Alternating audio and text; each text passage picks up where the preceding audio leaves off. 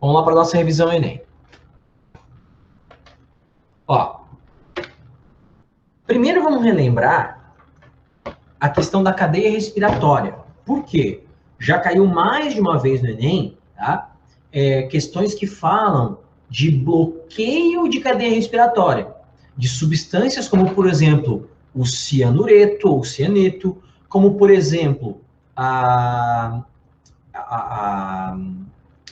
o monóxido de carbono, o CO, que bloqueiam a cadeia respiratória, tá?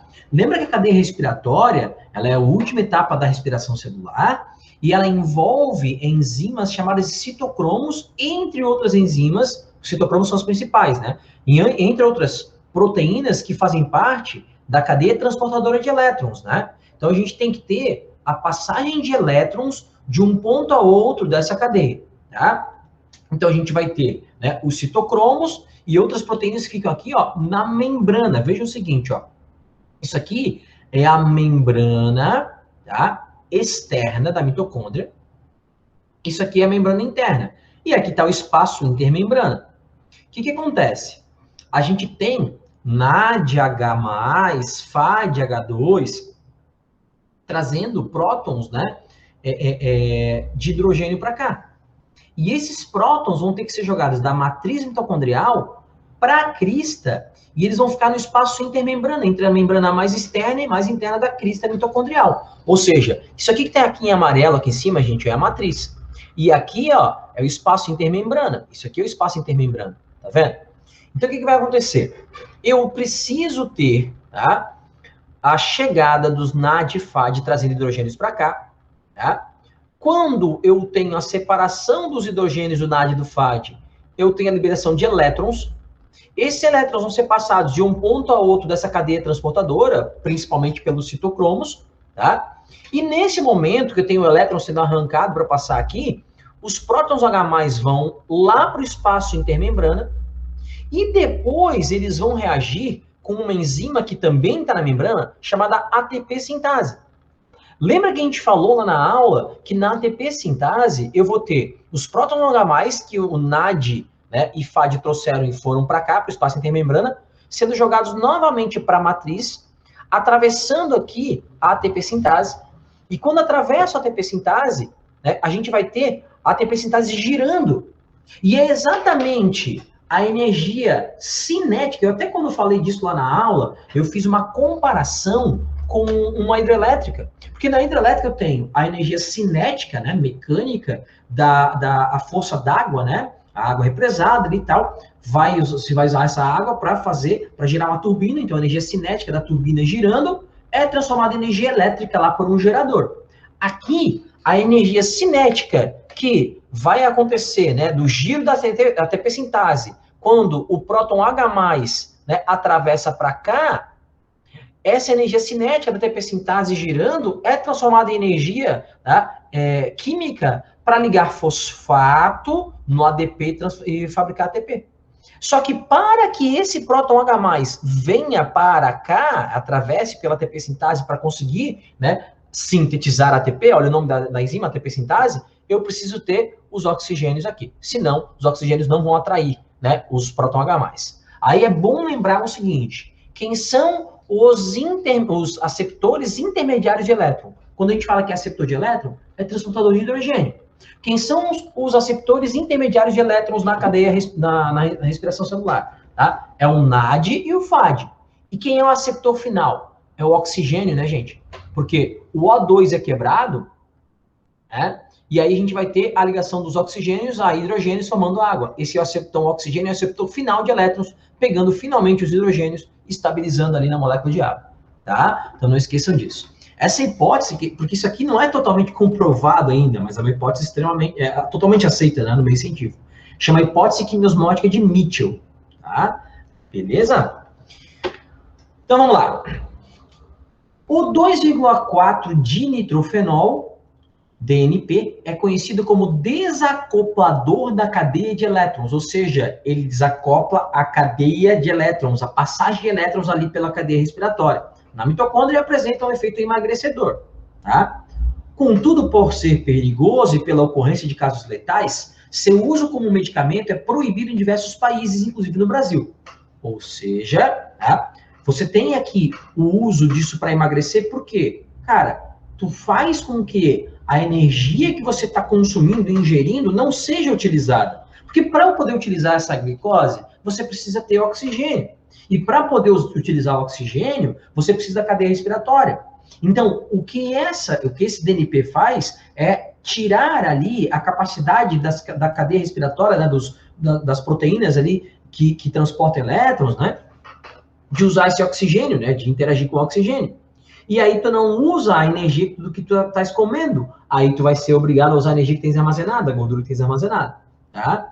Contudo, olha só, contudo por ser perigoso e pela ocorrência de casos letais, seu uso como medicamento é proibido em diversos países, inclusive no Brasil. Na mitocôndria, essa substância captura no espaço intermembrana os prótons H+, proveniente da atividade das proteínas da cadeia respiratória, retornando-os à matriz mitocondrial. Assim, esses prótons não passam pelo transporte enzimático na membrana interna. Ou seja, tá? O que ele faz é não deixar o transporte de elétrons acontecer, porque ele traz esses prótons H+ para cá, antes desses prótons chegarem na ATP sintase, tá? Aí não vai sintetizar ATP, beleza? O efeito emagrecedor desse composto está relacionado ao quê? A obstrução da cadeia respiratória, resultando em maior consumo celular de ácidos graxos, tá? Cara, não é isso, tá? Você não vai ter um maior consumo celular de ácido graxo, porque você não consome ácido graxo dentro da célula, né? Você vai ter um consumo de reserva energética, de nutrientes de forma geral, mas não de ácido graxo, tá? B, bloqueio das reações do ciclo de Krebs? Não, ele atua na cadeia respiratória, não no ciclo de Krebs. C, diminuição da produção de acetilcoenzima A. Acetilcoenzima A é um produto do ciclo de Krebs, não na cadeia respiratória, e ele bloqueia a cadeia respiratória, tá? D, inibição da glicólise. Glicólise é a primeira etapa, não, tá? Tem aqui a atuação do DNP na glicólise. Né? Redução da produção de ATP, resultando em maior gasto celular de nutrientes. É isso, tá? Então, você diminui a quantidade de ATP, certo? Essa aqui, porque né, tu não tá deixando o hidrogênio voltar ali para fabricar ATP, né? Esse é o ponto, beleza? Questão 2. Para serem absorvidos pelas células do intestino humano, os lipídios ingeridos precisam ser primeiramente emulsificados. Nessa etapa da digestão, torna-se necessária a ação de ácidos biliares ou sais biliares, visto que os lipídios apresentam uma natureza apolar e são insolúveis em água, porque a água é polar, né? Lembra? Semelhante dissolve semelhante. Compostos polares costumam dissolver coisas polares. Compostos apolares dissolvem coisas apolares, tá? Esses ácidos atuam no processo de modo a... Gente, olha só. Na bile, que é onde ficam os ácidos biliares, você não tem enzima digestória. Então, não acontece hidrólise. Isso não acontece. O que a bile, lá com seus ácidos biliares, faz? Tá? Ela pega gotas grandes de lipídio e transforma em gotas menores. Por quê? Com uma gota grande, eu tenho uma maior dificuldade das lipases para atuar, porque é uma área muito grande.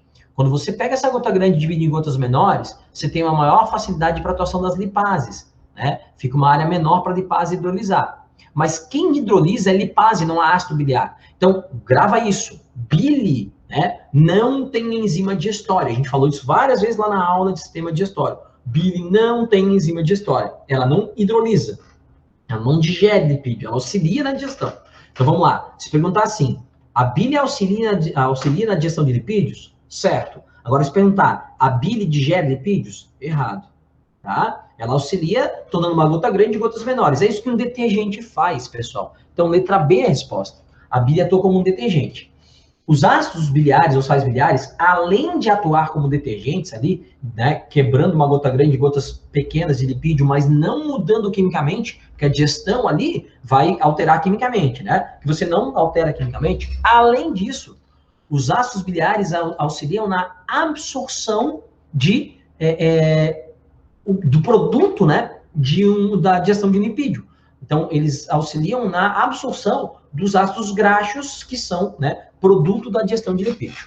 Tá? Eles não digerem lipídio, mas eles, né, emulsificam os lipídios, né, atuando como detergente, então, e também auxiliam na absorção, depois que o lipídio foi digerido pelas lipases, na absorção de ácidos graxos. Tá? Questão 3. Essa questão aqui bem legal, tá? E bem fácil.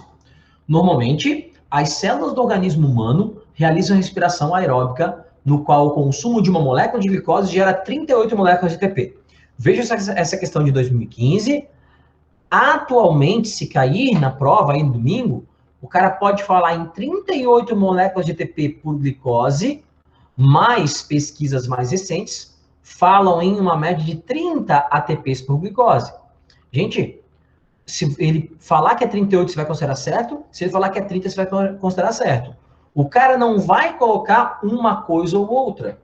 Né, não vai perguntar para você se é uma coisa ou outra. A não ser que ele diga no enunciado, olha, né, pela referência bibliográfica tal, para cada molécula de glicose, o sal de ATP é tanto. Aí ele pode até botar as duas alternativas, porque daí tu vai ter que usar a referência que ele deu no enunciado. Porém, se ele não der referência nenhuma, tá, as duas alternativas estão corretas, certo?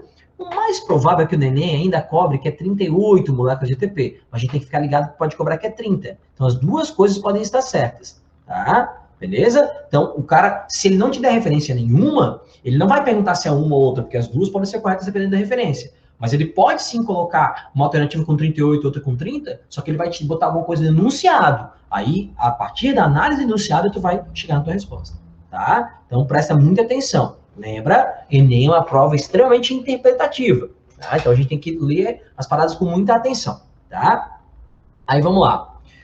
Contudo, em condições anaeróbicas, o consumo de uma molécula de glicose pelas células é capaz de gerar apenas 2 moléculas de ATP. Qual curva representa o perfil de consumo de glicose para a manutenção da homeostase de uma célula que inicialmente está em condição anaeróbica e é submetida a um aumento gradual de concentração de oxigênio? Gente, ó, lembra, quando você vê um gráfico, você precisa olhar o que esse gráfico está trabalhando, o que ele está dizendo para você. Então, esse gráfico está dizendo no eixo do Y o consumo de glicose, unidades arbitrárias, quantidade de glicose, né? 1 glicose, 20 glicose, unidade arbitrária, consumo de glicose. E no eixo do X, concentração de oxigênio, mais ou menos oxigênio. Como ele está dizendo que quando não tem oxigênio, né, gera menos ATP por cada molécula de glicose, né, por molécula de glicose, quando não tem oxigênio é só 2 ATPs. E quando tem oxigênio, para cada glicose 38 ATPs, significa dizer que quanto mais oxigênio você tem, menos glicose você precisa, porque você aproveita melhor essa glicose, tá? Então, olha a curva 1. Está dizendo que aumentando a concentração de oxigênio, você não altera a quantidade de glicose consumida. Então, não pode ser a reta 1, na verdade, na curva 1. Olha a curva 2. Está dizendo que, à medida que você vai aumentando a quantidade de oxigênio, que é o eixo do X, né, você precisa ir aumentando o consumo de glicose. Está errado, é o contrário, né? Então a 2 está errada. A 3 está uma bagunça, né? A 3 diz que aumenta o oxigênio, aumenta a glicose, aí vai aumentando o oxigênio, diminui a glicose, vai aumentando o oxigênio, aumenta a glicose consumida. Não, né? A 3 não pode ser. A 4 é um padrão igual da 3, só está pontilhado aqui, um pouquinho menor, mas está errado então. A 5 é a nossa resposta, gente, porque olha só, ele está dizendo que aqui vai aumentando a concentração de oxigênio. Quando você vai tendo mais oxigênio, você vai precisar usar menos glicose, porque tu aproveita melhor a glicose com o oxigênio, né? Então, a curva 5 é a nossa resposta, tá? Aí, vamos lembrar do seguinte, ó, resíduos nitrogenados, né? A amônia é o que sobra do metabolismo proteico, tá? Só que a amônia é muito tóxica. Então, animais, então se ela é muito tóxica, você tem que diluir ela em muita água, não esquece. Se ela é muito tóxica, você tem que diluir ela em muita água, tá? Então, animais que não têm tanta água disponível, assim como anfíbios, né, como mamíferos, vão optar por transformar a amônia num composto um pouco menos tóxico, que é a ureia, tá? Para isso, há um gasto de ATP. Mas você gasta energia, gasta ATP, porém economiza água, porque a ureia é menos tóxica, você elimina ela com menos água. E animais que ou estão num ambiente que tem ainda menos água, que é o caso dos répteis, ou então não querem ficar com muita água armazenada no corpo, porque a água atrapalha para eles voarem, que é o caso das aves, vão gastar ainda mais ATP, vamos botar assim, ATP+, tá?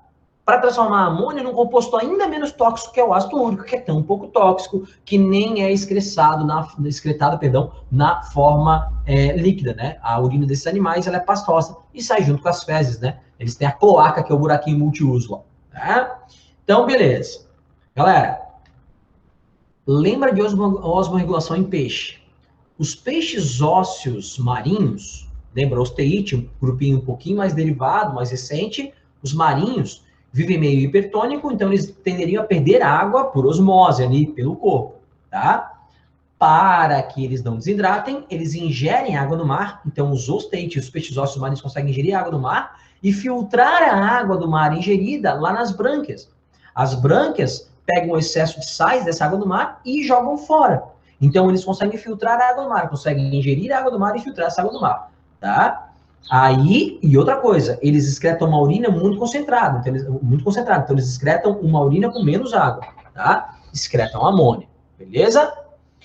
Aí, os peixes ósseos de água doce, eles vivem no meio hipotônico, eles ficam ganhando água por osmose. E aí, eles não vão nem, tá? Ingerir água, porque eles já ficam ganhando água por osmose. Então, eles eliminam uma urina muito diluída já para jogar o excesso de água fora, porque eles ficam ingerindo, absorvendo água por osmose, tá? E aí, a excreção também de amônio, tá? Peixe ósseo marinho consegue filtrar a água do mar. Então, eles jogam para fora. Como eles estão em meio hipertônico, eles perdem água por osmose, para não desidratar, eles ingerem a água do mar, eles têm um sisteminha para filtrar a água do mar, tá? E eles têm uma urina, excretam uma urina muito concentrada, para eliminar pouca água. Já a excreção de amônio. Os osteites dos cíclodas, eles vivem meio hipotônico, eles ganham água por osmose, então não precisam nem beber água, e ainda assim, como eles ganham muita água por osmose, eles têm que jogar fora uma urina bem diluída para jogar esse excesso de água fora. Excretam amônio também. Já os condrites marinhos, os peixes cartilaginosos, tubarão, arraia marinhos, eles excretam ureia, que é composto menos tóxico. Por quê? Eles não têm um sistema para filtrar a água do mar como os osteites marinhos têm. Eles não conseguem filtrar a água do mar. Então, eles excretam ureia, porque ela é menos tóxica, é eliminada com menos água, tá? E, além disso, para não perder água por osmose, como eles estão no meio hipertônico, então eles iam desidratar, perder água por osmose, para que isso não aconteça, o corpo deles é isotônico em relação ao mar. Para conseguir deixar o corpo deles com uma alta concentração de sais, como o mar, eles têm a ureia, né, uma grande quantidade de ureia no sangue, e também uma grande quantidade de uma substância chamada óxido de trimetilamina no sangue, que mantém a concentração do sangue deles alta, deixa eles isotônicos em relação ao mar, eles não desidratam, não perdem água, né, pelo corpo ali, tá? Eles ingerem água pela alimentação, eles não bebem água do mar, não filtram água do mar, a água que eles ingerem é só do que entra lá dos animais que eles comem, tá? O excesso de sais sai pela urina, só que a urina deles, dos peixes cartilaginosos, tubarão e arraia, é igual a nossa, é com ureia, tá, gente?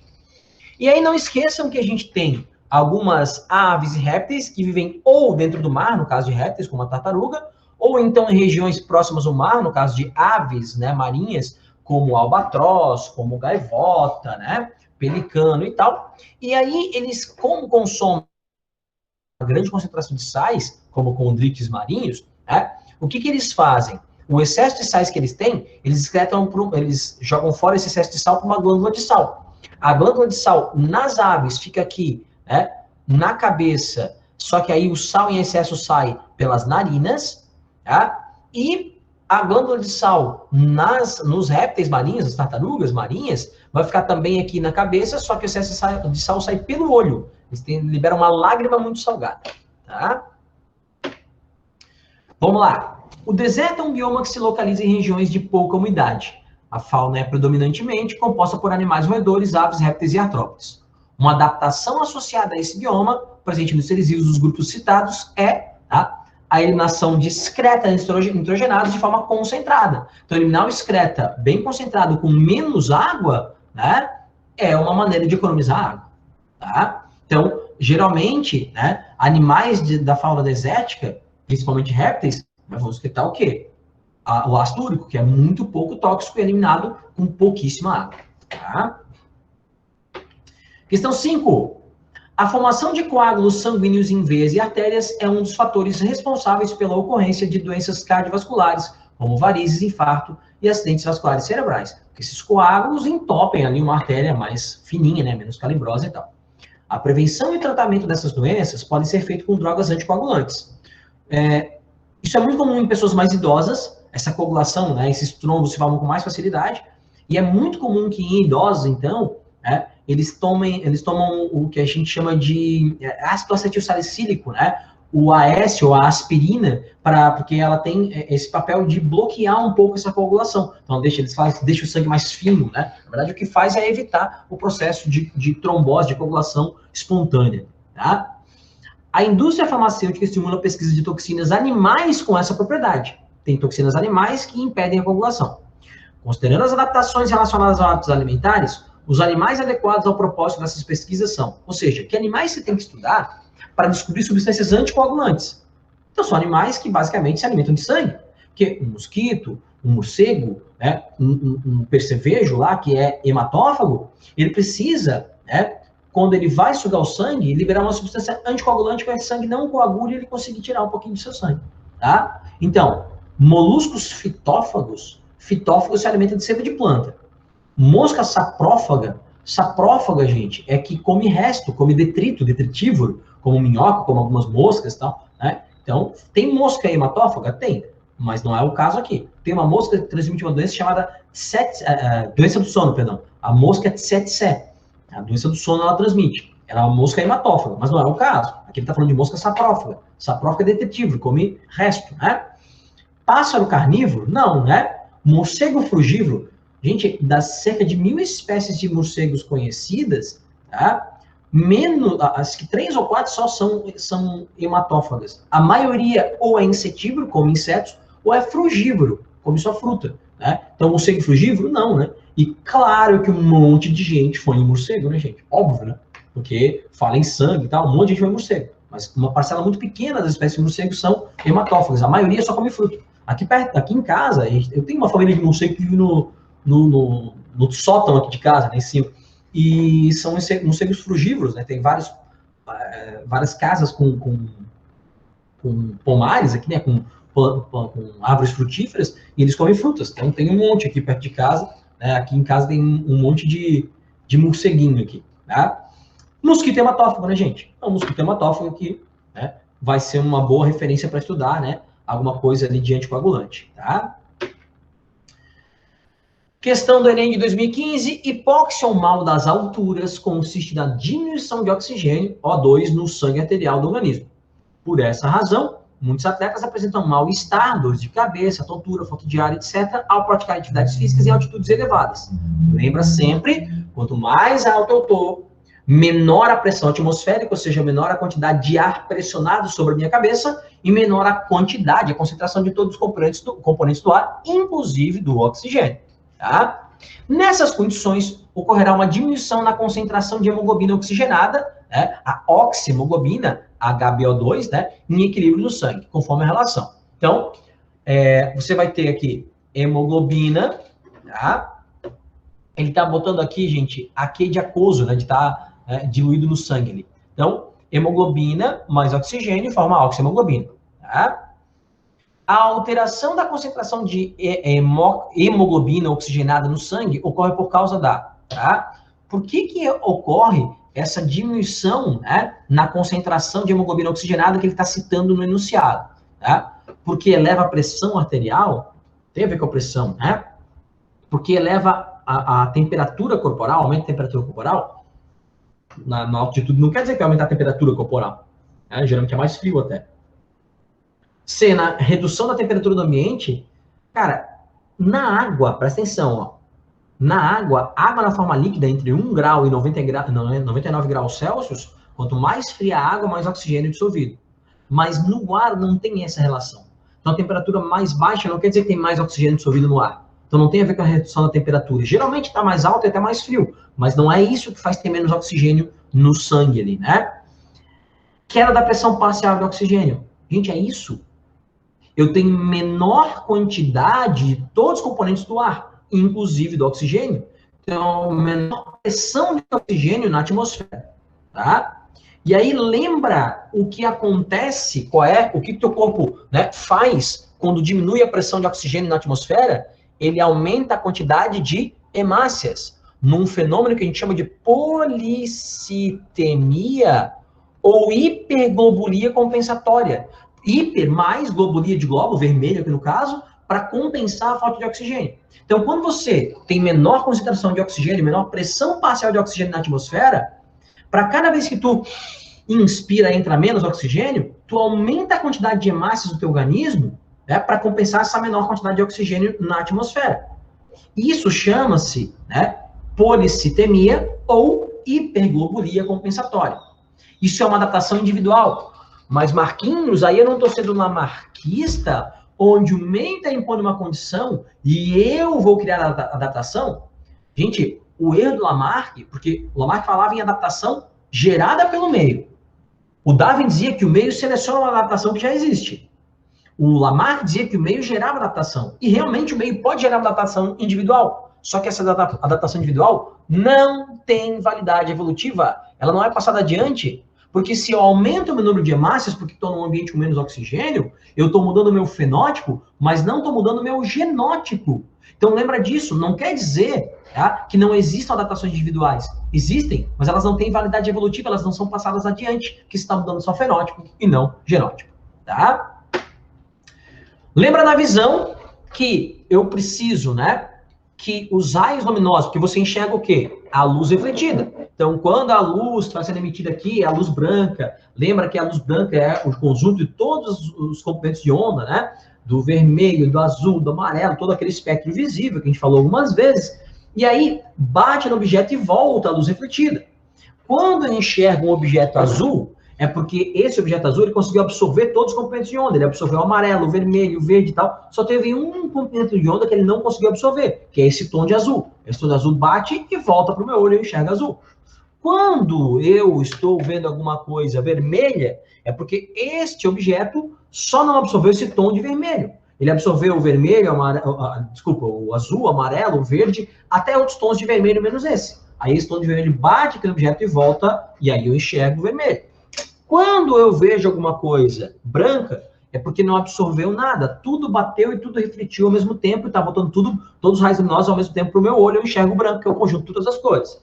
E quando eu enxergo uma coisa preta, é porque não refletiu nada, absorveu tudo, tá? Então, preto seria a ausência de cor, tá? Aí lembra que a luz vai bater no objeto, vai botar para o meu olho, vai passar pela córnea, aí vai ter aqui o humor aquoso, aí vai ter a pupila, que é uma abertura da íris, né? A íris é a parte colorida. Aí você vai ter o corpo ciliar aqui, que vai abrir e fechar a íris, a pupila, né? Que está no meio da íris, conforme a intensidade de luz. Mais luz a pupila fecha, menos luz a pupila abre. Passa pelo cristalino. E aí aqui atrás, do meio do olho para trás, mais ou menos, a gente vai ter uma camada interna de revestimento chamada retina. E na retina tem as células fotossensíveis, né? Fotoreceptores que vão receber esses raios luminosos. Eu tenho essas células em toda a retina, mas elas estão mais concentradas aqui na mácula lútea, principalmente no meião da mácula lútea, que é a fóvea, onde tem a maior concentração de células fotoreceptoras para a gente perceber a luz ali e enxergar as paradas. Lembra que os raios luminosos eles vão entrar aqui e eles vão convergindo. Então eles têm que entrar e convergindo, eles convergem, né? Se encontram exatamente na retina, que é onde forma a imagem invertida, de cabeça para baixo. Quem é que conserta a imagem? É o cérebro. Não esquece disso. Tá? Entre os anos de 1028 e 1038, essa questão a gente já fez e vai fazer de novo, tá? Alhazen escreveu sua principal obra, o livro da ótica, que com base em experimentos explicava o funcionamento da visão e outros aspectos da ótica, por exemplo, o funcionamento da câmara escura. O livro foi traduzido e incorporado aos conhecimentos científicos ocidentais pelos europeus. Na figura retirada dessa obra, é representada a imagem invertida de edificação em tecido utilizado como anteparo. Se fizermos uma analogia entre a ilustração e o olho humano, o tecido corresponde ao quê, gente? É o local onde se forma a imagem, tá? É a retina. A imagem se forma invertida, tá vendo aqui, ó, o desenho é invertido, a imagem se forma invertida na retina e o cérebro é que conserta essa imagem, tá? 8. A definição de queimadura é bem ampla, porém, basicamente, a lesão causada pela ação direta ou indireta produzida pela transferência de calor para o corpo, tá? A sua manifestação varia desde bolhas, flictenas, até formas mais graves capazes de desencadear respostas sistêmicas proporcionais à gravidade da lesão em sua respectiva extensão. Muitas vezes, os primeiros socorros prestados à vítima, ao invés de ajudar, acabam agravando ainda mais a situação do paciente. Principalmente, galera, por conta de conhecimento popular inútil, né? Que tem conhecimento popular que é legal, mas tem inútil. Então, o cara mandar colocar pasta de dente, pó de café, lamber a bolha, estourar a bolha. Tem que deixar a bolha quietinha e evitar que ela estoure. Porque ali na bolha, aquela bolinha é preenchida por linfa, que é um líquido que tem ali células de defesa para ajudar a reconstruir aquele local e tirar possíveis invasores, vírus, bactérias e tal, tá? Ao se deparar com um indivíduo que sofreu queimadura com formação de flictena, a bolha, o procedimento de primeiros socorros que deve ser realizado antes de encaminhar o paciente ao hospital é colocar gelo. O gelo dá uma queimada, né, cara? O gelo dá uma queimada, então não é legal porque pode lesionar ali, né? O gelo não. Utilizar manteiga, não, né? Não vai temperar ali, né, a flictena, né? Passar creme dental, não, né? Perfurar, nunca. Cobrir a flictena com gaze molhado ou um paninho limpo molhado para evitar a desidratação e para evitar que ela estoure. Essa é a verdadeira, tá? Enem aqui de 2005, a obesidade, que nos países desenvolvidos já é tratada como epidemia, começa a preocupar especialistas do Brasil. Os últimos dados de pesquisa e orçamentos familiares, realizados em 2002 e 2003 pelo IBGE, mostram que 40,6% da população brasileira estão acima do peso, ou seja, 38,8 milhões de adultos. Desse total, 10,5 milhões são considerados obesos, porque tem aquela história, né, de sobrepeso, obesidade grau 1, obesidade grau 2 e tal. Então tem alguns que estão só no sobrepeso e não estão, né, em grau de obesidade. Né? É o caso desse que vos fala, por exemplo. Né? Várias são as dietas e os remédios que prometem um emagrecimento rápido e sem riscos. Há alguns anos foi lançado no mercado brasileiro um remédio de ação diferente das demais, pois inibe a ação das lipases, enzimas que aceleram a reação de quebra de gordura. Sem serem quebradas, elas não são absorvidas pelo intestino, e parte das gorduras ingeridas é eliminada com as fezes, sem ser, então, absorvida. Como os lipídios são altamente energéticos, a pessoa tende a emagrecer, porque está ingerindo menos. Na verdade, você não absorve o lipídio, absorve o produto da digestão de lipídio. Mas como não está digerindo, então não absorve esse produto, né? Certo? O lipídio sai nas fezes. No entanto, esse remédio apresenta algumas contraindicações, pois a gordura não absorvida lubrifica o intestino, causando desagradáveis diarreias. Né? Quando acumula muita gordura no intestino, né? Pode dar, né? O famoso piriri de carreirinha, né? Passar a noite de rei no troninho, né? Além do mais, pode ocorrer casos de baixa absorção de vitaminas lipossolúveis, como as A, D, E, K. Pois, galera, lembra das vitaminas. Nós temos as lipossolúveis, são aquelas que você encontra nos alimentos e no teu corpo diluídas em lipídios, A, D, E e K. E tem as hidrossolúveis que você encontra nos alimentos e no teu organismo diluída em água, né? O complexo B e a vitamina C, tá? Complexo B e a vitamina C, tá? Gente, lembra que essas aqui você encontra nos alimentos e no teu organismo diluído em lipídio. E para conseguir absorvê-las, tem que comer lipídio. Só que lembra que carotenoide lá, que dá cor laranja, vermelha aos vegetais, é lipídio, né? Comer uma, sei lá, nozes, castanha e tal, linhaça, é lipídio, vai ter essas paradas aqui. Então não precisa comer bacon, manteiga, né? Pode ser lipídio saudável, lembra? Gorduras insaturadas, né? E as vitaminas do complexo B, aí tá em fruta, tá em carne, vegetais e tal. Lembra de outra coisa, tá?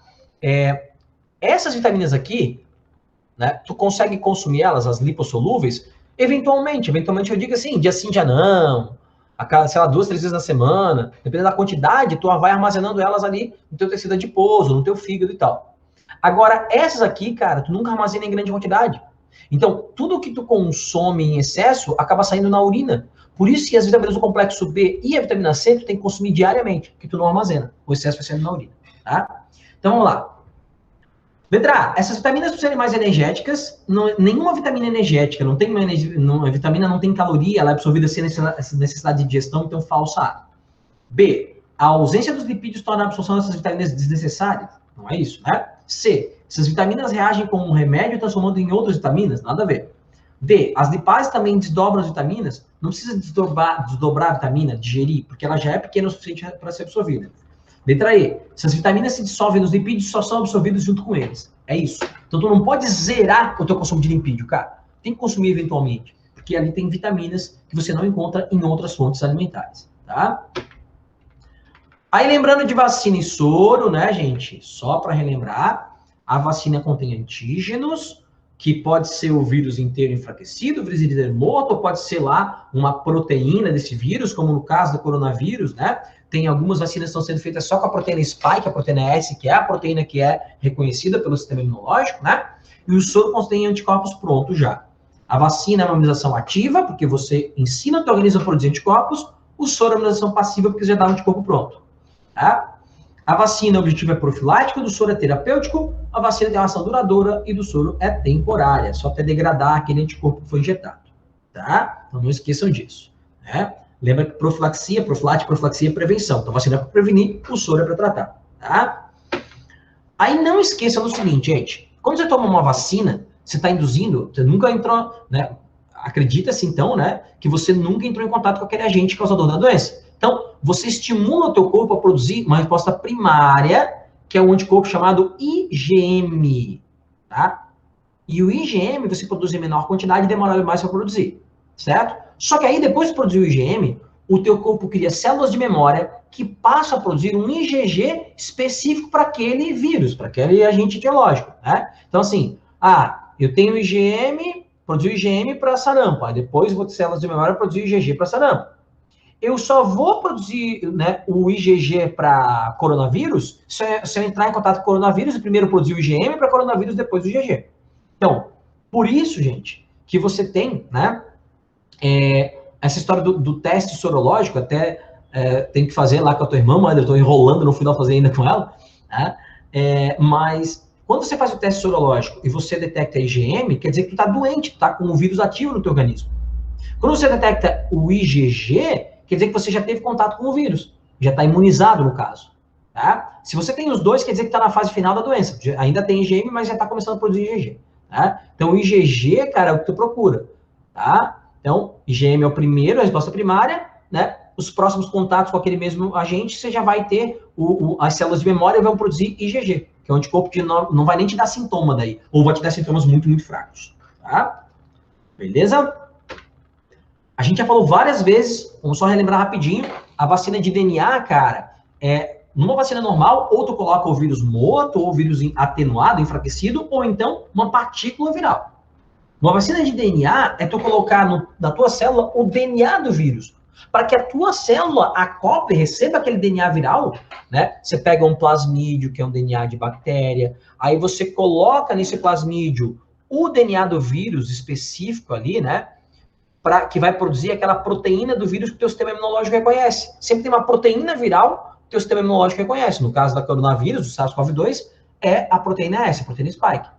Então, se o SARS-CoV-2 fosse um vírus de DNA, tu ia colocar aquele pedaço desse vírus, né, pedaço do DNA do vírus, que induz a produção da proteína spike. Então, você pega uma proteína, né, um plasmídio bacteriano, que é só um veículo, aí você coloca nesse plasmídio bacteriano aquele DNA viral, que tem receita para produzir a proteína do vírus que o teu corpo reconhece, aí você injeta esse plasmídio com DNA viral no teu corpo, isso vai ser acoplado às tuas células, e as tuas células passam a produzir, que elas vão receber esse DNA aqui, elas vão, então, expressar esse DNA e produzir a proteína viral, e o teu sistema imunológico vai reconhecer rapidão, tá? A grande vantagem da vacina de DNA é que não precisa de refrigeração. Por que, Marquinhos, que a vacina de DNA não precisa de refrigeração e a vacina de RNA tem que estar armazenada a menos 70 graus Celsius, né? Lá naqueles ultra congeladores, né? Porque o DNA, dupla hélice, com proteínas estonas, né? Onde ele está enrolado, é muito mais estável quimicamente, do que o RNA, que é muito instável quimicamente. O princípio da vacina de RNA, das vacinas que estão sendo fabricadas para COVID, né? Para SARS-CoV-2, 2 são de RNA. A da Moderna, que está chegando aí logo, logo, e aquela que já está sendo utilizada na população, por exemplo, né, dos Estados Unidos, do Reino Unido, que é a da Pfizer e BioNTech, que é de RNA, e que essa está para chegar aqui em Floripa, inclusive, né, ficar nos ultracongeladores ali da UFSC. Gente, qual é que é a diferença? Nenhuma, só que ao invés de colocar DNA, você coloca o RNA viral, tá? E aí eu vou bater numa outra tecla aqui, tá? Que a gente já falou, mas eu vou relembrar, tá? A questão de vírus de RNA. Não é qualquer vírus de RNA que é retrovírus. Como é que a gente chama vírus de DNA? DNA vírus ou adenovírus. DNA vírus ou adenovírus é um vírus de DNA. Como é que a gente chama vírus de RNA? A gente chama de RNA vírus ou ribovírus. Não é todo ribovírus que é um retrovírus.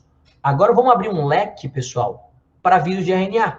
Que se o vírus tem DNA, ele vai seguir o dogma central da biologia básico, que a gente já conhece como funciona. Qual é o dogma central da biologia? A partir do DNA, você fabrica um RNA, que é o RNA mensageiro, né? E o RNA mensageiro dá origem a uma proteína. O objetivo final é a proteína, né? Que é o que vai ser ativo lá na estrutura, né? Na partícula viral ou na célula. Agora, então se o vírus tem DNA, ele vai seguir o dogma central da biologia, que é esse aqui.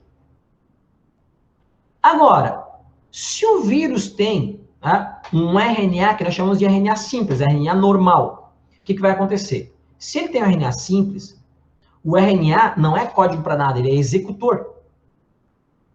Então, se ele tem um RNA simples, o que ele vai ter que fazer? Esse vírus com RNA simples, ele vai ser um retrovírus, por quê? Junto, quando entra o RNA desse vírus na célula, vai entrar uma enzima chamada transcriptase reversa, que vai fazer a transcrição reversa. Vocês lembram o que é a transcrição reversa? É a partir do RNA viral, que não é o RNA mensageiro, é o RNA simples, a partir do RNA viral, fabricar um DNA, isso é a transcrição reversa. A transcrição normal é a partir do DNA fabricar um RNA. A transcrição reversa é a partir do RNA fabricar um DNA. Aí, a transcriptase reversa faz a transcrição reversa aqui, aí forma um DNA para o vírus. Aí o DNA do vírus fabrica um RNA mensageiro para o vírus, e o RNA mensageiro do vírus, agora, né? Tudo isso sendo fabricado pela célula, né? Vai fabricar a proteína viral. Agora a gente tem outras duas situações que são diferentes. Tem o vírus de RNA com senso negativo e o RNA com senso positivo. O vírus de RNA com senso negativo, gente, ele vai atuar assim, ó. O RNA negativo, RNA negativo vai atuar basicamente como um DNA. Então, o RNA negativo vai servir de molde, o RNA, né, negativo vai servir de molde para formar um RNA mensageiro, e o RNA mensageiro vai dar origem a uma proteína. Ou seja, eu pulei esse passo aqui da transcrição reversa, eu não preciso da transcriptase reversa. Então, esse é um vírus de RNA de senso negativo. E o vírus de RNA de senso positivo, cara, esse é o que tem estratégia mais eficiente de reprodução. Por quê? O RNA de senso positivo, ele atua como um RNA mensageiro já. Então, o vírus coloca o seu RNA dentro da célula, que é o RNA de senso positivo, que atua como RNA mensageiro, e já direto vai codificar uma proteína. Bem diretamente. Lembra que o coronavírus, o SARS-CoV-2, é um vírus com RNA de senso positivo. Então, por que ele reproduz tão rapidamente, é tão eficiente a estratégia de reprodução? Porque o RNA dele, RNA de senso positivo, já atua como RNA mensageiro. Então, ele pula passos, né? Ele, né, pula esse passo aqui ou pula esses dois passos aqui, tá? Então, não esquece. Vamos lá, questão do Enem, de 2010. A vacina ou soros antibióticos submetem os organismos a processos biológicos diferentes. Pessoas que viajam para regiões em que ocorrem altas incidências de febre amarela, de picadas de cobra peçonhentas e de leptospirose, e querem evitar ou tratar problemas de saúde relacionados a essa ocorrência, devem seguir determinadas orientações. Ao procurar um posto de saúde, um viajante deveria ser orientado por um médico a tomar preventivamente ou como medida de tratamento. Vamos lá. Pessoal, vacina geralmente é para doença viral, tá? Não é exclusivamente para doença viral. Tem vacina para protozoário, tem vacina para doenças bacterianas, mas elas não são tão eficientes. Então, geralmente fala de vacina para doença viral, febre amarela causada por vírus, tá? Picada de cobra, cara, não tem vacina para picada de cobra peçonhenta. Tem soro, que é aquela história do anticorpo pronto. Você injeta o veneno no cavalo, o cavalo produz anticorpo, você tem o anticorpo do cavalo, injeta na pessoa. E leptospirose é uma doença causada por bactéria. A gente falou disso na aula passada, tá? E leptospirose, doença causada por bactéria, você combate com que tipo de medicação? Antibiótico. Não esquece disso. Antibiótico é para combater bactéria. Antibiótico para vírus não adianta, para protozoário não adianta. Antibiótico é para bactéria, tá? Então, vamos lá, letra A. Antibiótico contra vírus já está errado. Não vai adiantar antibiótico contra vírus. Letra B. Vacina contra vírus da febre amarela. Beleza. Soro antiofídico caso seja picado por uma cobra. E antibiótico caso entre em contato com leptospira, que é a bactéria que causa leptospirose. A letra B está certa. Agora a letra C. Soro contra o vírus da febre amarela? Não, B. Né? Antibiótico por picada de cobra? Também não, né? Para quem trabalha, eu já falei para vocês que trabalhei no CIT, né? Centro de Informações Toxicológicas, trabalhava com animais peçonhentos, né? A gente até dá para alguns acidentes com animal peçonhento, com cobra peçonhenta, você dá antibiótico, mas não é para combater o veneno. O antibiótico, porque, por exemplo, jararaca tem muita bactéria patogênica na boca. Então, o antibiótico é para evitar uma infecção pelas bactérias da boca da jararaca, tá? Aí na letra D, antibiótico ou soro, tanto contra vírus quanto febre amarela, nada a ver, né? Letra E, soro antiofídico, antibiótico contra a leptospira. Soro antiofídico contra a leptospira. Ofídio é cobra, né, gente? Soro antiofídico é para picada de cobra. Então só a letra B é correta mesmo, tá? Isso aqui a gente falou lá já na aula de biotecnologia, que o PCR é para aumentar a quantidade de DNA, né? Quando você pega um DNA lá do sangue de uma pessoa, ou o DNA encontrado numa célula, numa cena de crime e tal, você pega pouco DNA. Então, tu quer fazer cópias daquele DNA, para isso, né, você usa a técnica de PCR, né, reação de cadeia de polimerase, você multiplica essa quantidade de DNA, aí bota no aparelhinho de eletroforese em gel, né, bota um corante, lembra que o aparelho de eletroforese em gel tem um polo negativo, um ânodo, né, um polo positivo, o cátodo. As moléculas de DNA e RNA, lembra que por conta do fosfato, né, os nucleotídeos que formam DNA e RNA vão ter um fosfato, uma pentose, a base nitrogenada. Por conta do fosfato, que é o PO4-, eles têm uma carga negativa.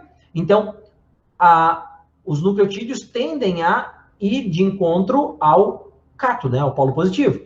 Como a adenina, que aqui pode ter adenina, timina, guanina e citosina, né? Como a adenina, timina, guanina e citosina têm pesos moleculares diferentes, as mais leves, eu sempre esqueço, se não me engano, a adenina é a mais leve, tá? As mais leves vão ficar mais para cá, aí a segunda mais leve vai ficar aqui, a terceira mais leve aqui, a quarta mais leve mais para baixo, né?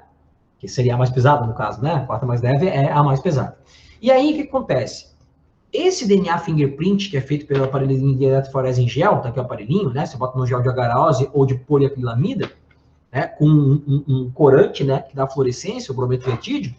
Então, esse DNA fingerprint, ele tá te mostrando a proporção dessas bases, adenina, guanina, citosina e timina, e que não tem como ser a mesma proporção, gente, né, para duas pessoas, não é impossível que seja a mesma proporção para duas pessoas, a não ser que elas sejam gêmeos idênticos, tá? E tu não precisa pegar o DNA inteiro, tá, pessoal? Você pode pegar alguns segmentos, né, de DNA. Então, tu pegando 2, 3, cara, com 3 segmentos já é quase 100% de certeza que você consegue, né, fazer esse cruzamento de informações para saber se o DNA é da pessoa ali ou não, tá? Então, o teste de paternidade, lembra? Cada barrinha dessa está representando um alelo. Então, se uma criança tem um alelo, esse alelo tem que vir ou da mãe ou do pai. Então, por exemplo, ó, o filho 2, esse alelo veio da mãe, esse alelo veio do marido, esse alelo veio do marido, esse alelo veio da mãe, fechou. Agora, olha o filho 1. Esse alelo, a mãe não tem e nem o marido tem. Então, esse alelo veio de outro homem. Ou seja, o filho 1 não é filho do marido, é filho de outro homem, tá?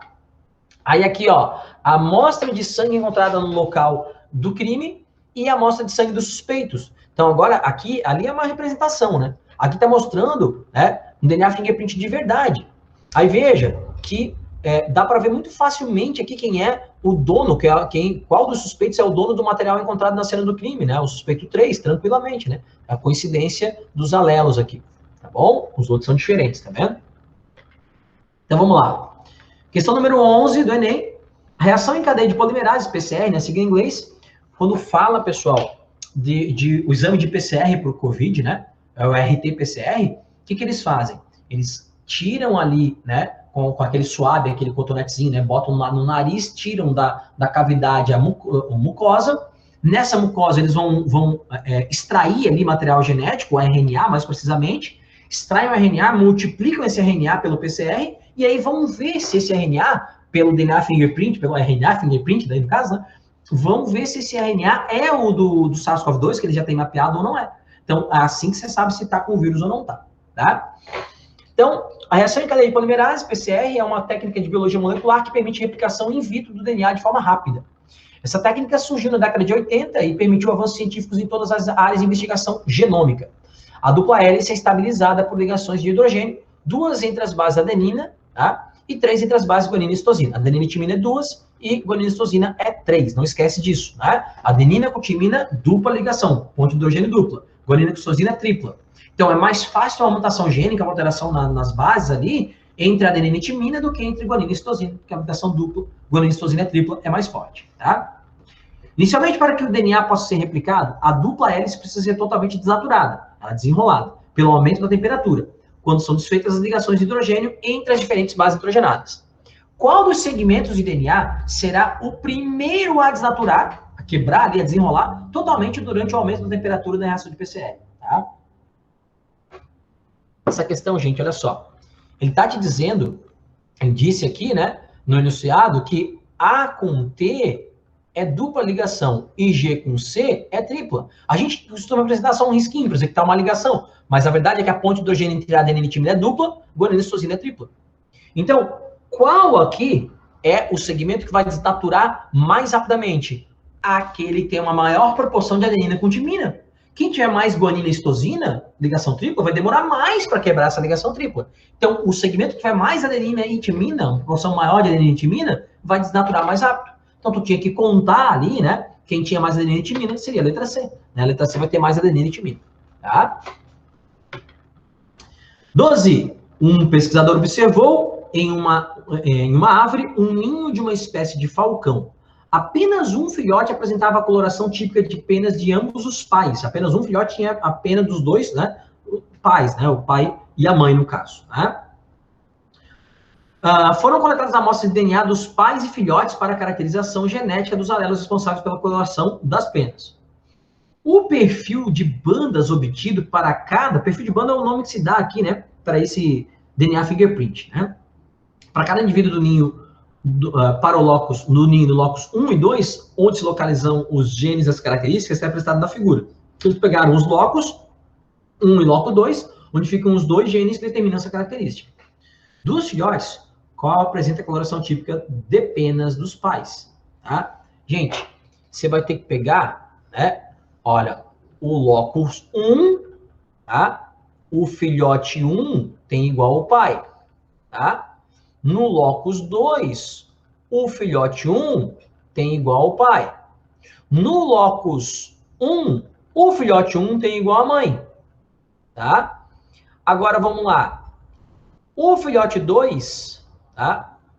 Ele tem igual ao pai no locus 1 aqui e não tem igual à mãe, tá?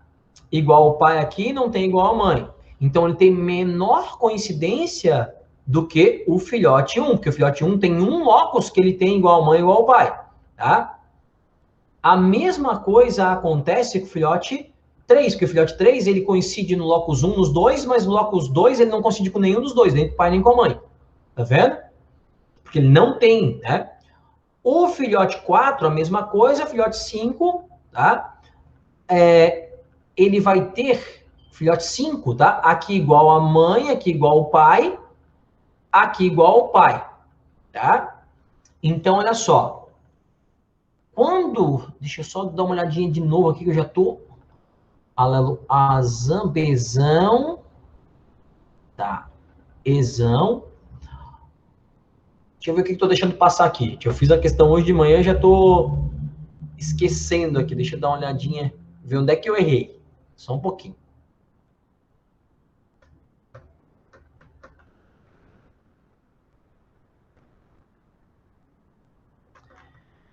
Que eu já esqueci qual era o negocinho dessa questão.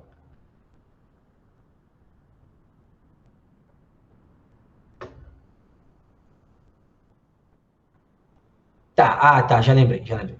Vamos lá. Ó, deixa eu compartilhar com vocês de novo aqui. Eu já lembrei o que eu estava esquecendo aqui.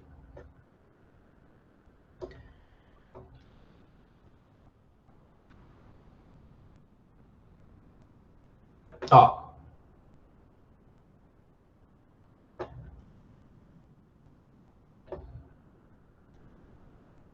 Ó.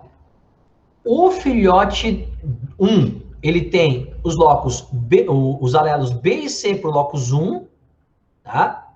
E tem os alelos no locus 2, ó. Então, no locus 1, eles têm os alelos B e C, o B que igual ao pai e o C igual à mãe. E olha só, os alelos E e G para o locus 2. O E igual ao pai e a mãe. Perdão, o E igual ao pai e o G igual ao pai e a mãe. Então ele tem 4 coincidências. O 2 tem só 2 coincidências, tá vendo? O 3 tem só 2 coincidências. O 4 tem só 2 coincidências. E o 5 tem 3 coincidências, tá vendo? Tem o B e o C, e aqui ele tem só o E, não tem o G. Então, esse cara tem 4 coincidências, o 1, né, tem 4 coincidências, 4 alelos iguais ao pai ou à mãe, enquanto o 2 tem só 2 coincidências, o 3 tem só 3 coincidências, só 2 também, desculpa, o 4 tem só 2 e o 5 tem 3. Mas o 1 tem 4 coincidências, certo? De alelos. Por isso, né, o filhote que apresenta a coloração típica dependendo dos pais, que é mais parecido com os pais, é o 1, tá bom? Vamos lá para outra questãozinha, ó.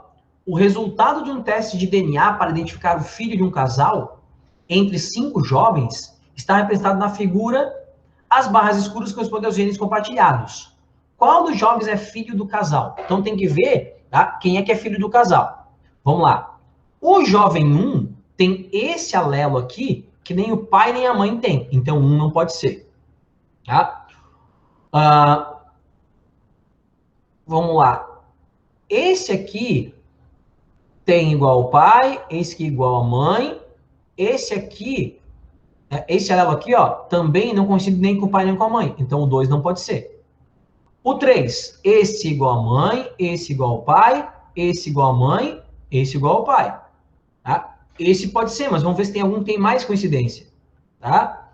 Vamos lá. O 4. O 4 já tem um alelo aqui que não tem nem no pai nem na mãe. Então o 4 não pode ser. O 5. Tá? Esse alelo aqui também não tem nem igual ao pai nem à mãe. Então o 5 também não pode ser. Então o filho é o 3, né? Porque todos têm coincidência com o pai ou com a mãe. Ó, esse aqui tem um que não coincide nem com o pai nem com a mãe. O 2 também, ó, esse aqui, tá?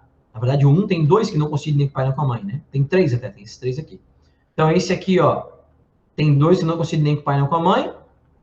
O 4 tem esse aqui e esse aqui que não coincidem nem com o pai nem com a mãe, tá? E o 5 tem esse aqui e esse aqui que não coincide nem com o pai nem com a mãe. Então, só o 3 tem todas as coincidências, ou com o pai ou com a mãe, tá? 14. A transferência de genes que poderiam melhorar o desempenho esportivo de atletas saudáveis foi denominada doping genético. Uma vez inserido no genoma do atleta, o gene se expressaria gerando um produto endógeno, né, que é produzido lá dentro, né, endógeno que é produzido pelo cara, capaz de melhorar o desempenho atlético.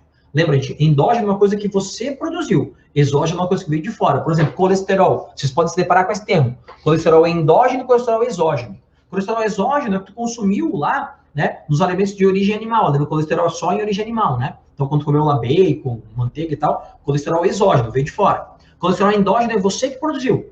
Em que órgão do corpo humano a gente produz colesterol? Fígado. Colesterol endógeno vem do fígado, tá? Vem do fígado. Então, vamos lá. A transferência de gene doping genético. Uma vez inserido no genoma atleta, o gene se expressaria gerando um produto endógeno capaz de melhorar o desempenho atlético. Um risco associado ao uso dessa tecnologia é gente, qual que é o grande risco? Você coloca o gene, mas tu não tem como controlar especificamente a expressão desse gene. Então, você vai conseguir colocar o gene, mas não vai conseguir controlar a expressão fenotípica, como esse gene vai se expressar. Tá? Então, um risco associado. Letra A obtenção de baixo condicionamento físico, nada a ver, ele está buscando um melhor condicionamento. B, estímulo ao uso de anabolizante, então botar o gene vai estimular a usar anabolizante? Não, né? C, falta de controle sobre a expressão fenotípica do atleta, isso é verdade. Tu não tem como controlar a expressão fenotípica daquele gene que você colocou. Tá? D. O aparecimento de lesões decorrentes da prática, nada a ver, né? Limitação das adaptações fisiológicas decorrentes de treinamento físico, também não tem nada a ver com treinamento físico, né? Então, letra C é a resposta. 15. Gregor Mendel, no século XIX, investigou os mecanismos da herança genética, observando algumas características de plantas de ervilha, como a produção de sementes lisas, dominante, ou rugosas, excessiva. Característica determinada por um par de alelos com dominância completa. Ele acreditava que a herança era transmitida por fatores que, mesmo não percebidos nas características visíveis, né, no fenótipo, de plantas híbridas, azão-azinho, né, estariam presentes e se manifestariam em gerações futuras. A autofecundação, que fornece dados para corroborar a ideia de transmissão dos fatores idealizados por Mendel, ocorre entre plantas. Gente, ele está dizendo o seguinte, ó, que uma planta híbrida, azão-azinho, né, heterozigota, ela tem um alelo, né, um fator de transmissão de características que pode não estar se expressando, mas que ela pode passar para o descendente e no descendente se expressar. Tá? Então, a autofecundação é tu pegar essa planta azão-azinho e cruzar com ela mesma, fazer azão-azinho. Né? Então, qual que seria, né, essa ideia, né, de transmissão dos fatores idealizada por Mendel? Né? Ocorrem plantas híbridas de fenótipo dominante que produzem sementes lisas e rugosas. Gente, é a planta híbrida de fenótipo dominante. Planta híbrida é heterozigota. Então, ela é azão-azinho. Vamos supor que o azão determina a semente lisa e o azinho a semente rugosa. Então, é uma planta híbrida de fenótipo dominante, ela é lisa, mas que, lembra daquela história da segregação independente, quando ela vai fazer, né, gametas, semente, né, vai ter semente azão e semente azinho. Beleza? Não esquece, tá? Quer dizer, a semente, ela veio da fecundação, né? Então, como o gameta vai ter metade dos gametas assim e metade dos gametas assim, e é autofecundação, tu vai ter esse mais esse, então vai ter semente azão-azão, tu vai ter esse aqui mais esse, vai ter semente azão-azinho, e vai ter esse aqui com outro azinho, né? Vai ter semente azinho-azinho, certo? Então vai ter semente tanto lisa quanto rugosa, tá? Letra B, resposta. 16. O iridograma mostra a incidência de uma anomalia genética em grupo familiar. O indivíduo apresentado pelo número 10, lá embaixo, preocupado em transmitir o alelo para a anomalia genética aos seus filhos, calcula que a probabilidade de ele ser portador desse alelo é D. Bom, gente, o que eu precisava pegar? Casal igual com filho diferente, tá? Então, casal igual com filho diferente, eu tenho esse alelo aqui? Tenho. Tá? Eu tenho essa possibilidade? Tenho, né? Aqui, ó. Casal igual com filho diferente. O que a gente faz? Testa. Vamos supor que a anomalia é dominante. Esse cara é azão alguma coisa. Aí esse aqui teria que ser azinhazinho, esse aqui é azinhazinho. Opa, não dá para anomalia ser dominante. Não tem como. Então vamos testar outra possibilidade, que é a de anomalia ser recessiva. Tá? Então, ó. Se a anomalia fosse recessiva, quer dizer que esse cara é azinhazinho, esse é azão-azinho, esse é azão-azinho. Dá para ser assim? Dá para ser assim, tá? Agora, vamos testar a possibilidade, presta atenção, tá? Se ela não é restrita ao sexo. Para ser restrita ao sexo, daria só indivíduo do sexo masculino. Não é o caso. Marquinhos, ela não pode ser ligada ao sexo dominante? Se ela fosse ligada ao sexo dominante, esse cara afetado teria que ser X azão Y, e as filhas mulheres teriam que ser afetadas também, porque eles só teriam um azão para doar. A filha mulher vai ter 2X, né? Mas teria que vir um do pai e um da mãe. E ela seria, se fosse dominante, essa aqui teria que ser afetada. Então não é ligada ao sexo dominante. E ligada ao sexo recessivo, Marquinhos. Se fosse ligada ao sexo recessivo, essa mulher seria XAzinho, XAzinho. E o filho homem dela teria que ser afetado, porque ele só vai receber só tinha um azinho para receber. Então, não é ligada ao sexo recessivo. Então, ela é autossômica, e nós já vimos que ela é autossômica recessiva, tá? Então, quer dizer o seguinte, esse cara aqui, ele é azão alguma coisa. Eu não sei se ele é azão-azão ou se ele é azão-azinho. Não tem como saber, tá? Se ele é azão-azão ou se ele é azão-azinho. Agora, vamos lá, tá? Ele quer saber qual é a possibilidade que ele, preocupado em transmitir o alelo para a anomalia genética aos seus filhos, qual é a probabilidade dele ser portador do alelo. Qual é a possibilidade dele ser portador do alelo? Vamos lá. Ele, olha os pais dele. Que, o pai dele é que é a mãe dele. É azão, azinho com azão, azinho. Aí faz o cruzamento, vai me dar azão, azão, azão, azinho, azão, azinho e azinho, azinho. Ah, Marquinhos, a probabilidade de ele ser portador do azinho é de 3/4. Não, cara. Eu tenho que descartar isso aqui. Isso se chama probabilidade condicional. UFSC cobra, CAF cobra, nem cobra. Qual é a probabilidade condicional, gente? Tem uma condição. Esse indivíduo 10 que ele tá, que é o probando, né, o cara da questão aqui, ele já nasceu. Se ele não tivesse nascido, a chance dele ter o azinho seria 3/4. Porque esse que tem azinho, esse que tem azinho, esse que também tem. Só que ele já nasceu e ele não é azinho, porque se ele fosse azinho, ele tá pintadinho de preto, ele ia ser afetado. Então, a possibilidade de ele ter o alelo azinho, tá, é de 2/3. E 2/3, gente, é igual a 67%. Tá? Arredondando, né? Então, letra D é a resposta. Tá? 17. A acondroplasia é uma forma de nanismo que ocorre em 1 a cada 25 mil pessoas no mundo. Curiosamente, as pessoas não anãs são homozigotas excessivas para o gene determinante dessa característica. José é um anão, filho de mãe anã e pai sem nanismo. Ele é casado com Laura, que é anã. Tá? Qual é a probabilidade de José e Laura terem uma filha anã? Então, olha só, tá? Quem é normal é azinho, azinho. O anão, cara, ele é azão alguma coisa, tá? Aí vejam o seguinte. José é um anão, ou seja, ele é azão alguma coisa, filho de mãe anã e pai sem nanismo, tá? Então, quer dizer que o José, a mãe dele é azão, azinho, o pai é azinho, azinho, tá? Aí, cara, o José poderia ser azão, azão ou azão, azinho, tá? Ele é casado com Laura, que não é anã. A Laura é azinho, azinho, tá? Só que qual que é a sacada aqui, gente? Olha só. A acondroplasia, ela é um alelo letal. O cara que é azão, azão, não chega à idade reprodutiva. Ou o embrião não desenvolve, ou ele morre muito cedo, tá? Então, a gente espera que o José seja o quê? Azão, né? Azinho, porque azão, azão ele não sobreviveria. Agora, vamos lá, tá? A gente tem um probleminha nessa questão aqui, tá? Porque o cara no Enem aqui, ele não colocou, né?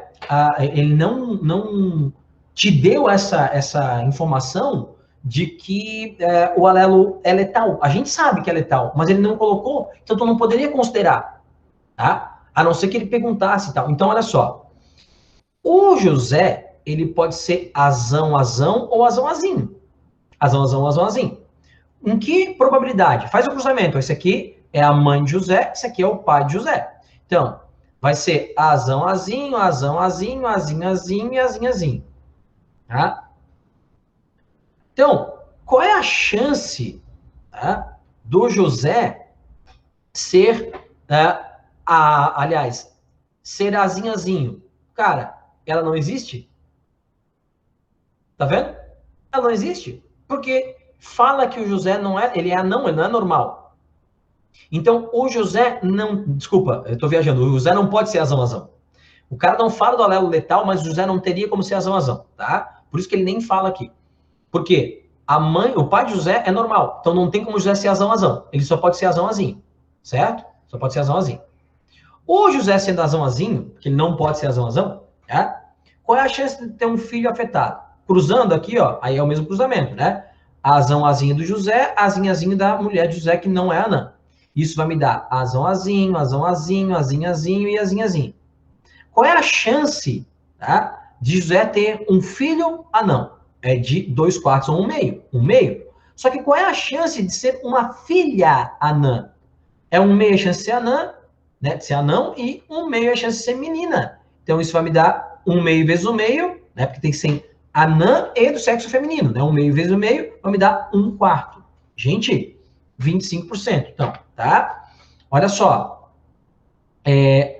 Quando fala que é filho, quando fala filho, pode ser, não importa o sexo. Quando fala filho, não importa o sexo. Quando fala filha, aí é mulher. E se for menino ou menina, aí importa o sexo. Menino, né? Sexo masculino, menina, sexo feminino. Mas se falar filho, não importa o sexo. Agora, falando filha, aí é sexo feminino. Toma cuidado com isso. Aí é o português da parada, né? 18. A gente vai falar um pouquinho de tipos de mutação. Lembra, né? Pode ser gênica, aí é substituição. Ah, eu tenho uma sequência de base aqui, A com T, G com C, T com A. Então, a leitura era daqui para cá. Ó. Vamos supor que era esse lado aqui, 5 linhas, 3 linhas. Então, seria TCA a sequência. Numa substituição, é trocar um T, por exemplo, por um A. Então, ao invés de ser TCA, vira ACA. É uma mutação, mudou a sequência de base.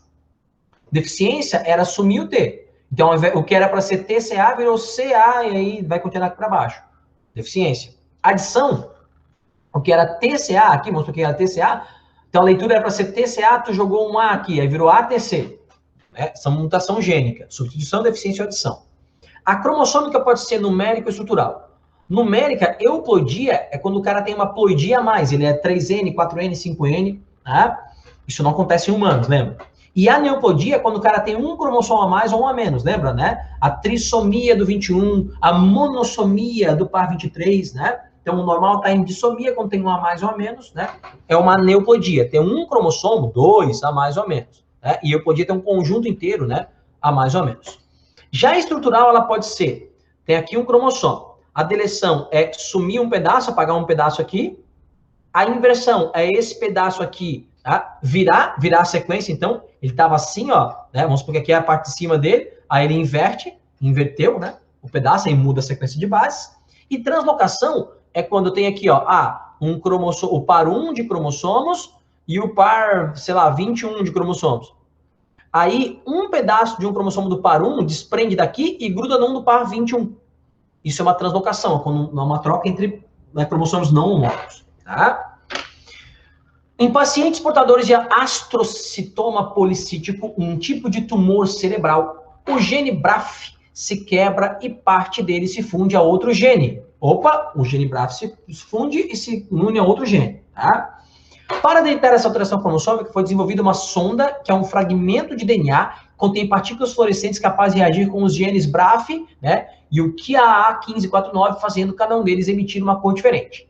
Em uma célula normal, como os dois genes estão em regiões distintas do genoma, tá, as duas cores aparecem separadamente.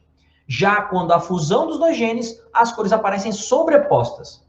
A alteração cromossômica presente nos pacientes com astrocitoma pilocítico é classificada como, tá?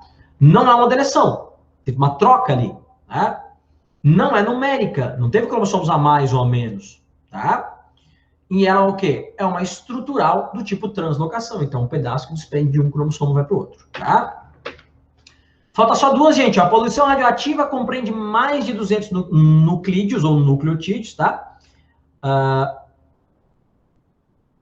Não, perdão, não tem nada a ver. Tá falando de poluição radioativa, não é sinônimo de nucleotídeo, não. Tô doido, tá? Nuclídeo é uma medição de poluição de radiação, né?